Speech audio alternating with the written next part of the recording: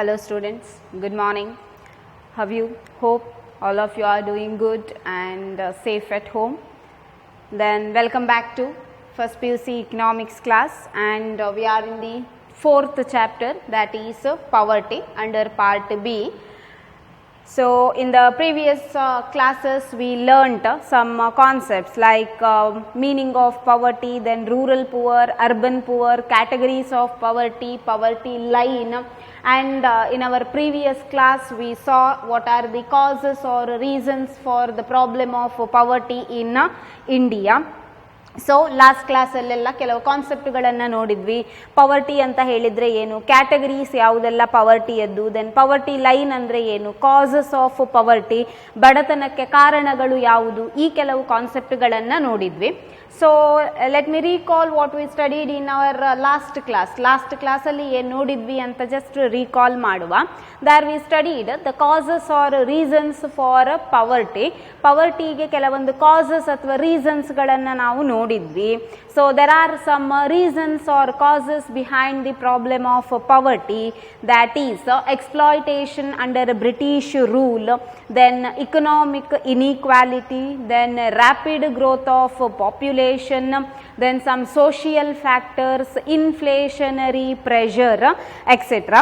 ಈ ಕೆಲವು ಪಾಯಿಂಟ್ಗಳನ್ನು ನೋಡಿದ್ವಿ. ಕಾಸಸ್ ಅಲ್ಲಿ ಪವರ್ಟಿಯದ್ದು, ಎಕ್ಸ್ಪ್ಲಾಯ್ಟೇಷನ್ ಅಂಡರ್ ಬ್ರಿಟಿಷ್ ರೂಲ್, ಬ್ರಿಟಿಷರ ಆಳ್ವಿಕೆಯಲ್ಲಿ ನಮ್ಮ ದೇಶದ ಮೇಲೆ ಆದಂಥ ಶೋಷಣೆ, then rapid growth of population, ಜನಸಂಖ್ಯಾ ಬೆಳವಣಿಗೆ ತೀವ್ರಗತಿಯಾಗಿ ಏರ್ತಾ ಇರುವಂಥದ್ದು, ದೆನ್ ಇಕನಾಮಿಕ್ ಇನ್ಇಕ್ವಾಲಿಟಿ, ಆರ್ಥಿಕ ಅಸಮಾನತೆ, ದೆನ್ ಅನ್ಎಂಪ್ಲಾಯ್ಮೆಂಟ್, ನಿರುದ್ಯೋಗ, ದೆನ್ ಇನ್ಫ್ಲೇಷನರಿ ಪ್ರೆಷರ್, ಹಣದುಬ್ಬರ ಅಂದರೆ ದಿನದಿಂದ ದಿನಕ್ಕೆ ಹೆಚ್ಚಾಗ್ತಾ ಇರುವಂಥ ಪ್ರೈಸ್ ಆಫ್ ಕಮೋಡಿಟೀಸ್, ವಸ್ತುಗಳ ಬೆಲೆಗಳು, then social factors. Apart from these, there are some social factors also responsible for the problem of poverty, like illiteracy, ignorance, backwardness, then tradition bound nature of the people. ಇಲ್ಲಿ ಕೆಲವು problems ಅನ್ನು ಹೊರತುಪಡಿಸಿ ಕೆಲವೊಂದು ಸಾಮಾಜಿಕ ಅಂಶಗಳು, ಅದು ಇಲ್ಲಿಟರಸಿ ಇರಬಹುದು, ಅನಕ್ಷರತೆ ಇರಬಹುದು, ಇಗ್ನರೆನ್ಸ್ ಅಜ್ಞಾನ ಇರಬಹುದು, ಬ್ಯಾಕ್ವರ್ಡ್ನೆಸ್ ತುಂಬ ಹಿಂದುಳಿದಿರುವಿಕೆ ಇರಬಹುದು, ದೆನ್ ಟ್ರೆಡಿಷನಲ್ ಬೌಂಡ್ ನೇಚರ್, ಸಂಪ್ರದಾಯದ ಚೌಕಟ್ಟಿನಲ್ಲಿ ಬದುಕ್ತಾ ಇರುವಂಥದ್ದು ಇರಬಹುದು. ಇದು ಕೆಲವು ರೀಸನ್ಸ್ ಭಾರತದಲ್ಲಿ ಬಡತನ ಎಕ್ಸಿಸ್ಟ್ ಆಗಿ ಇರಲಿಕ್ಕೆ. So next concept we have, that is three-dimensional programs adopted by the government to eradicate poverty. Means programs or measures taken by the government to eradicate or reduce the problem of poverty. ಇಲ್ಲಿ ಬಡತನವನ್ನು ನಿರ್ಮೂಲನೆ ಮಾಡಲಿಕ್ಕೆ ಸರ್ಕಾರ introduce ಮಾಡಿದಂಥ programmes ಅಥವಾ ತೆಗೆದುಕೊಂಡಂತಹ ಕ್ರಮಗಳು ಯಾವುದೆಲ್ಲ, ಇದನ್ನು ನಾವು ಈ ಚಾಪ್ಟರಲ್ಲಿ ನೋಡಲಿಕ್ಕೆ ಇರುವಂಥದ್ದು. Three-dimensional programs adopted by the government to eradicate poverty. ಬಡತನವನ್ನು ನಿರ್ಮೂಲನೆಗೊಳಿಸಲಿಕ್ಕೆ ಸರ್ಕಾರ ತೆಗೆದುಕೊಂಡಂತಹ ಅಥವಾ ಜಾರಿಗೆ ತಂದಂತಹ ಕಾರ್ಯಕ್ರಮಗಳು ಯಾವುದು ಅಂತ. So in our country, both central and state government have been implementing several programs or yojanas to eradicate or to reduce the problem of poverty. ಇಲ್ಲಿ ನಮ್ಮ ದೇಶದಲ್ಲಿ both central and state government, ರಾಜ್ಯ ಮತ್ತು ಕೇಂದ್ರ ಸರ್ಕಾರಗಳು ಬಡತನವನ್ನು ನಿರ್ಮೂಲನೆ ಮಾಡಲಿಕ್ಕೆ ಅಥವಾ ಬಡತನ ಅಂತ ಹೇಳುವ ಸಮಸ್ಯೆಯನ್ನು ಕಡಿಮೆಗೊಳಿಸಲಿಕ್ಕೆ ಬೇಕಾಗಿ ಕೆಲವೊಂದು ಪ್ರೋಗ್ರಾಮ್ ಅಥವಾ ಯೋಜನೆಗಳನ್ನು ಜಾರಿಗೆ ತಂದಿರುವಂಥದ್ದು. So mainly there are three-dimensional programs or government introduced three approaches to eradicate poverty. ಮುಖ್ಯವಾಗಿ ಸರ್ಕಾರ ಮೂರು ಪ್ರೋಗ್ರಾಮ್ಸ್ ಅಥವಾ ಮೂರು ದೃಷ್ಟಿಕೋನಗಳನ್ನು ಇಂಟ್ರೊಡ್ಯೂಸ್ ಮಾಡಿದೆ ಬಡತನವನ್ನು ನಿರ್ಮೂಲನೆಗೊಳಿಸಲಿಕ್ಕೆ ಬೇಕಾಗಿ. Here is three-dimensional programs introduced by the government to eradicate poverty. ಇಲ್ಲಿ ಕೆಲವು ಪ್ರೋಗ್ರಾಮ್ ಅಥವಾ ಯೋಜನೆಗಳಿರುವಂಥದ್ದು ಸರ್ಕಾರ ಇಂಟ್ರೊಡ್ಯೂಸ್ ಮಾಡಿರುವಂಥದ್ದು ಬಡತನ ಅಂತ ಹೇಳುವ ಸಮಸ್ಯೆಯನ್ನು ನಿರ್ಮೂಲನೆ ಮಾಡಲಿಕ್ಕೆ.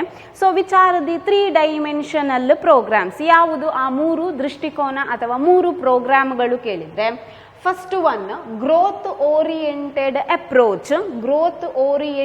Approach, second income and employment generation approach, third one providing minimum basic needs to the people. So these are the 3-dimensional programs. ಇದು 3 ಪ್ರೋಗ್ರಾಮ್ ಸರ್ಕಾರ ಇಂಟ್ರೊಡ್ಯೂಸ್ ಮಾಡಿರುವಂಥದ್ದು ಬಡತನವನ್ನು ರೆಡ್ಯೂಸ್ ಮಾಡಲಿಕ್ಕೆ. ಗ್ರೋತ್ ಓರಿಯೆಂಟೆಡ್ ಅಪ್ರೋಚ್, ಬೆಳವಣಿಗೆ ಆಧಾರಿತ ದೃಷ್ಟಿಕೋನ, growth oriented approach. Income and employment generation approach, ಆದಾಯ ಮತ್ತು ಉದ್ಯೋಗಾಧಾರಿತ ದೃಷ್ಟಿಕೋನ. Next, providing minimum basic needs to the people, ಜನರಿಗೆ ಮೂಲಭೂತ ಸೌಕರ್ಯಗಳನ್ನು ಒದಗಿಸಲಿಕ್ಕೆ ಸ್ಟಾರ್ಟ್ ಮಾಡಿದಂಥ ಕೆಲವೊಂದು ಸೌಲಭ್ಯಗಳು, minimum basic needs to the people. So these are the 3-dimensional program. ಸರ್ಕಾರ ಇಂಟ್ರೊಡ್ಯೂಸ್ ಮಾಡಿದ 3 ಪ್ರೋಗ್ರಾಮ್ ಪವರ್ಟಿಯನ್ನು ರೆಡ್ಯೂಸ್ ಮಾಡಲಿಕ್ಕೆ. Growth oriented approach, income and employment generation approach, providing minimum basic needs to the people. So let me explain what are these 3 approaches. ಏನು ಈ 3 approaches, how they try to eradicate or reduce poverty in India. ಯಾವ ಥರ ಈ 3 ಪ್ರೋಗ್ರಾಮ್ಗಳ through ಸರ್ಕಾರ ಬಡತನವನ್ನು ನಿರ್ಮೂಲನೆ ಮಾಡಲಿಕ್ಕೆ ಕ್ರಮಗಳನ್ನು ಕೈಗೊಂಡಿತು ಅಂತ ಒಂದೊಂದಾಗಿ ನೋಡ್ತಾ ಹೋಗುವ. So first we have growth oriented approach. First point ಇಲ್ಲಿ ಇರುವಂಥದ್ದು ಗ್ರೋತ್ ಓರಿಯೆಂಟೆಡ್ ಅಪ್ರೋಚ್.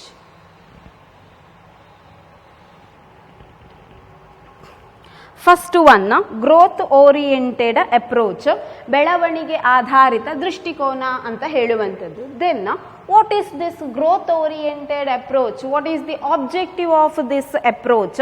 ಹಾಗಾದರೆ ಗ್ರೋತ್ ಓರಿಯೆಂಟೆಡ್ ಅಪ್ರೋಚ್ ಅಂತ ಹೇಳಿದರೆ ಏನು, ಇದರ ಆಬ್ಜೆಕ್ಟಿವ್ಸ್ ಏನು, ಏನಕ್ಕೆ ಇದು ಇಂಟ್ರೊಡ್ಯೂಸ್ ಆಯಿತು ಅಥವಾ ಯಾವ ರೀತಿಯಲ್ಲಿ ಬಡತನವನ್ನು ನಿವಾರಣೆ ಮಾಡಲಿಕ್ಕೆ ಇದು ಇಂಟ್ರೊಡ್ಯೂಸ್ ಆಯಿತು ನೋಡುವ.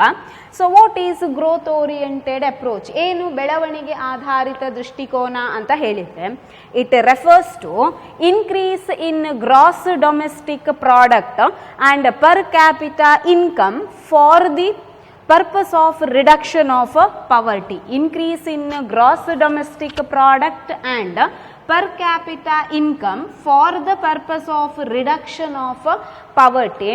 ಸೊ ಇಲ್ಲಿ GDP and per capita income, ಬಡತನವನ್ನು ರೆಡ್ಯೂಸ್ ಮಾಡಲಿಕ್ಕೋಸ್ಕರ GDP ಒಟ್ಟು ದೇಶೀಯ ಉತ್ಪನ್ನ, ಪರ್ ಕ್ಯಾಪಿಟಾ ಇನ್ಕಮ್ ತಲಾ ಆದಾಯ, ಇದನ್ನು ಇನ್ಕ್ರೀಸ್ ಹೆಚ್ಚುಗೊಳಿಸುವಂಥ ಅಪ್ರೋಚಿಗೆ ಗ್ರೋತ್ ಓರಿಯೆಂಟೆಡ್ ಅಪ್ರೋಚ್ ಅಂತ ಹೇಳುವಂಥದ್ದು.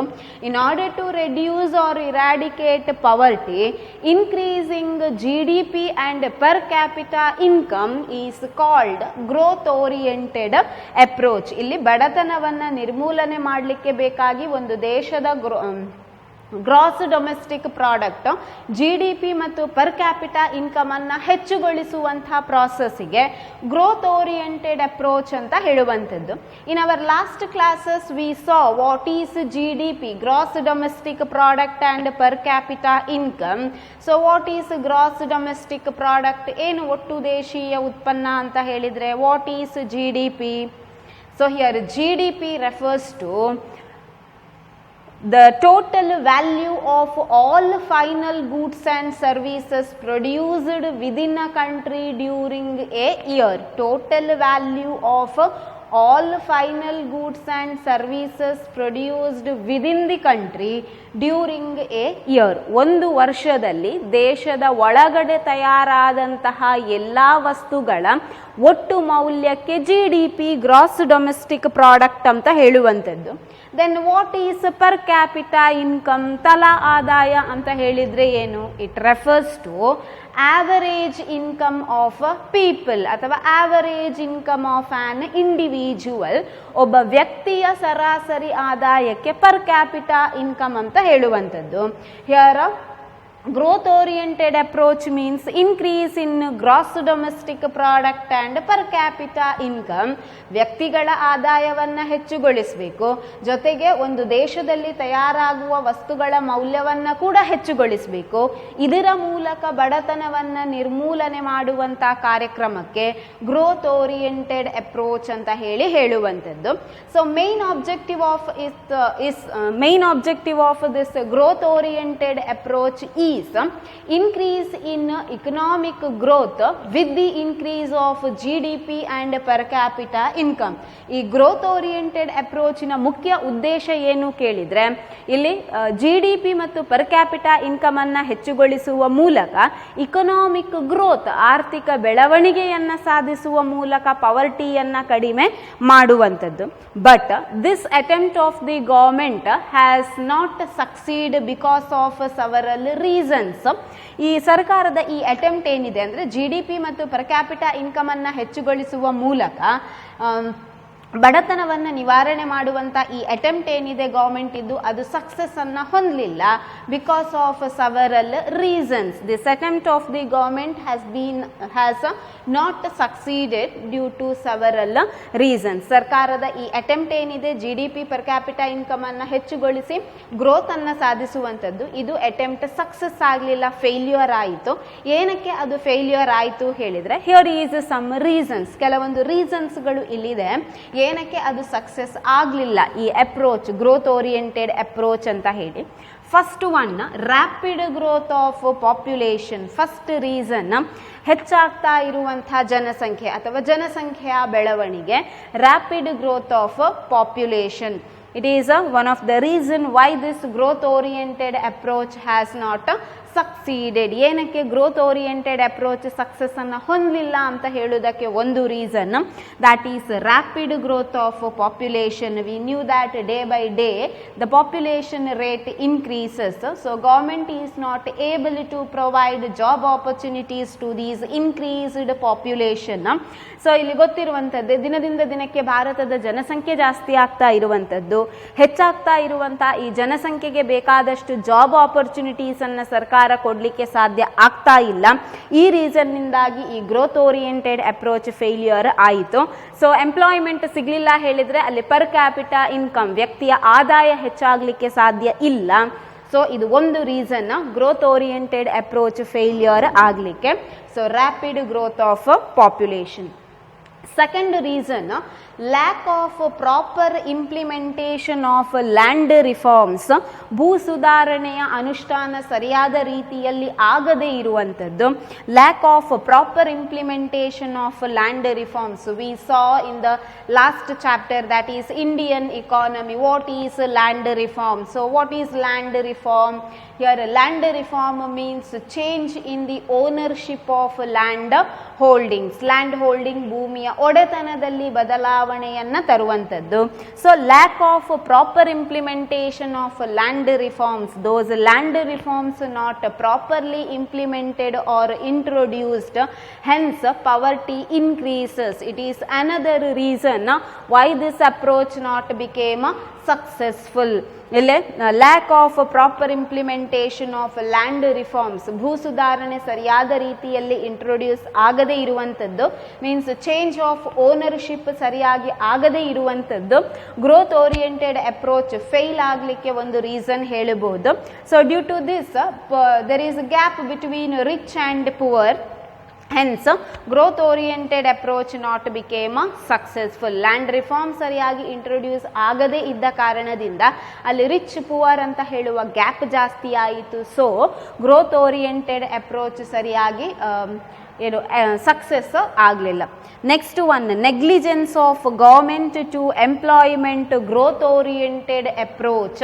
Negligence by the government to providing employment opportunities to the poor are unemployed people. One more reason for the failure of growth oriented approach, that is negligence of government to employment growth oriented approach. ಇಲ್ಲಿ employment growth oriented, ಜನರಿಗೆ ಉದ್ಯೋಗಾವಕಾಶಗಳನ್ನು ಕೊಡುವಂಥ ಪ್ರೋಗ್ರಾಮ್ಗಳನ್ನು ಜಾರಿಗೆ ತರುವಲ್ಲಿ ಸರ್ಕಾರ ನೆಗ್ಲಿಜೆನ್ಸನ್ನು ತೋರಿಸಿದಂಥದ್ದು, ಅಂದರೆ ಸರ್ಕಾರ ನೆಗ್ಲೆಕ್ಟ್ ಮಾಡಿತ್ತು ಎಂಪ್ಲಾಯ್ಮೆಂಟ್ ಆಪರ್ಚುನಿಟೀಸ್ಗಳನ್ನು ಕೊಡುವ ಪ್ರೋಗ್ರಾಮನ್ನು ಇಂಟ್ರೊಡ್ಯೂಸ್ ಮಾಡುವಲ್ಲಿ ಜನರಿಗೆ. So negligence of government to employment growth oriented approach, which means negligence by the government to providing job opportunities to the poor people. ಬಡ ಜನರಿಗೆ ಜಾಬ್ ಆಪರ್ಚುನಿಟೀಸ್ಗಳನ್ನು ಪ್ರೊವೈಡ್ ಮಾಡುವಲ್ಲಿ ಸರ್ಕಾರ ನೆಗ್ಲಿಜೆನ್ಸನ್ನು ತೋರಿಸಿದಂಥದ್ದು. Next one, widen the gap between rich and poor. Due to these reasons, there is a huge gap between rich and poor. So, ee kelavu reason means increased population means people are not able to get job opportunities. Then lack of proper implementation of land reforms and negligency of the government to providing job opportunities to the poor. There is a wide gap between rich and poor. This wide gap between rich and poor also the reason for the failure of growth oriented approach. ಇಲ್ಲಿ ದಿನದಿಂದ ದಿನಕ್ಕೆ ಬೆಳೀತಾ ಇದ್ದಂತಹ ಜನಸಂಖ್ಯೆ, then land reform ಸರಿಯಾಗಿ implement ಆಗದೇ ಇದ್ದದ್ದು, government negligence ಅನ್ನು ತೋರಿಸಿದ್ದು ಜನರಿಗೆ ಜಾಬ್ ಆಪರ್ಚುನಿಟೀಸ್ ಅನ್ನು ಪ್ರೊವೈಡ್ ಮಾಡುವಲ್ಲಿ, ಇದರಿಂದ ರಿಚ್ ಮತ್ತು ಪುವರ್ ಅಂತ ಹೇಳುವ ಗ್ಯಾಪ್ ತುಂಬ ಹ್ಯೂಜ್ ಆಗಿ ಬೆಳೀತದೆ. ಸೊ ಇದು ಇನ್ನೊಂದು reason growth oriented approach success ಅನ್ನು ಹೊಂದದೆ ಇರಲಿಕ್ಕೋಸ್ಕರ. So these are several reasons why this attempt means growth oriented approach has not succeeded ಅಂತ ಹೇಳುವುದಕ್ಕೆ, ಗ್ರೋತ್ ಓರಿಯೆಂಟೆಡ್ ಅಪ್ರೋಚ್ ಏನಕ್ಕೆ ಸಕ್ಸಸ್ ಅನ್ನ ಕಾಣಲಿಲ್ಲ ಅಂತ ಹೇಳುವುದಕ್ಕೆ ಕೆಲವೊಂದು ರೀಸನ್ಗಳು. So what is growth oriented approach? It is nothing but increase in gross domestic product and per capita income for the purpose of reduction of poverty. So this growth oriented approach not became successful due to these reasons: rapid growth of population, lack of proper implementation of land reforms, negligence of government to employment growth oriented approach, then widened gap between rich and poor. So ಇದಿಷ್ಟು growth oriented approach. Growth oriented approach ಅಂದರೆ GDP ಮತ್ತು per capita ಇನ್ಕಮನ್ನು ಹೆಚ್ಚುಗೊಳಿಸುವಂಥದ್ದು, ಬಡತನವನ್ನು ನಿರ್ಮೂಲನೆ ಮಾಡಲಿಕ್ಕೆ.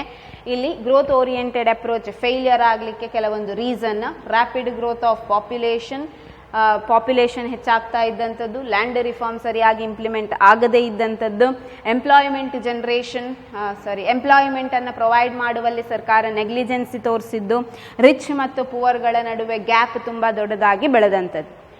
So it is asked for 4 marks, that is what is growth oriented approach, why growth oriented approach has not succeeded, ಏನಕ್ಕೆ growth oriented approach success ಆಗಲಿಲ್ಲ, ಮತ್ತು ಗ್ರೋತ್ ಓರಿಯೆಂಟೆಡ್ ಅಪ್ರೋಚ್ ಅಂತ ಹೇಳಿದರೆ ಏನು, ಇದು 4 ಮಾರ್ಕ್ಸಿಗೆ ಕೇಳುವಂಥ question.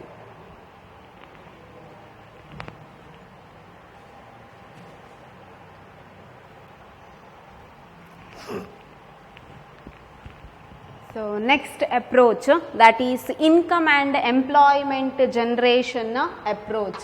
So first one we saw, that is growth oriented approach.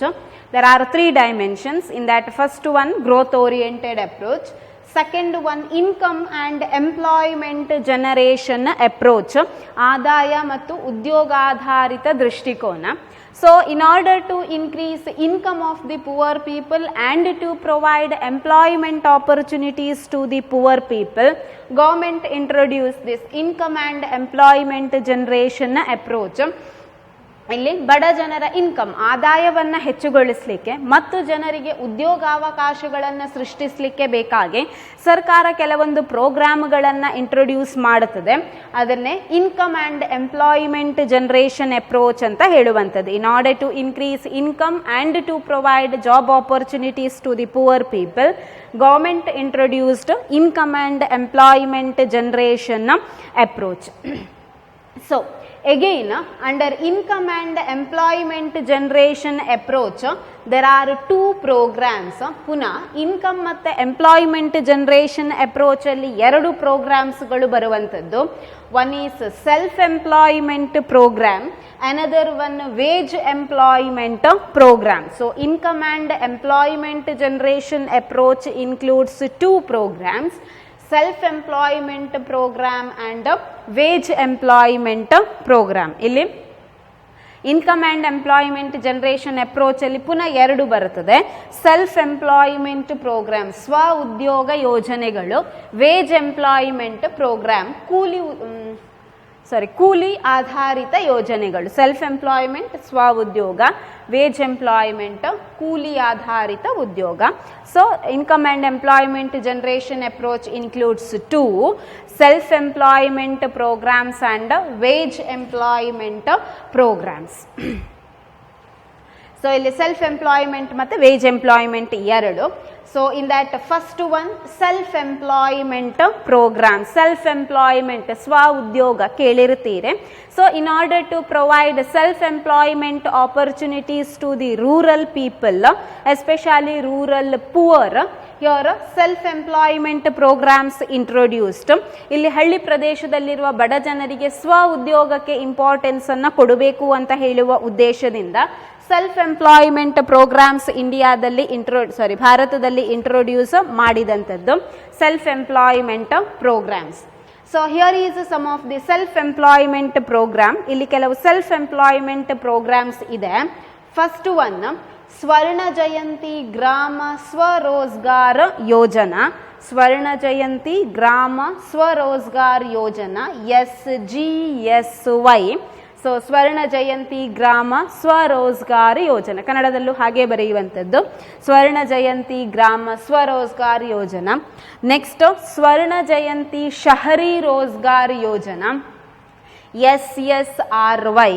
Next ಪ್ರಧಾನ ಮಂತ್ರಿ ರೋಜ್ಗಾರ್ ಯೋಜನಾ PMRY, ಪ್ರಧಾನ Mantri Rozgar Yojana. One more we have rural employment, ಇನ್ನೊಂದಿದೆ ಇಲ್ಲಿ, that is rural employment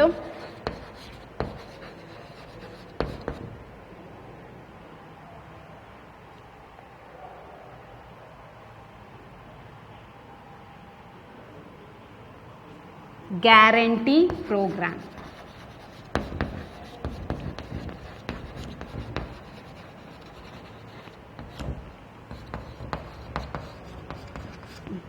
Rural Employment Guarantee Program.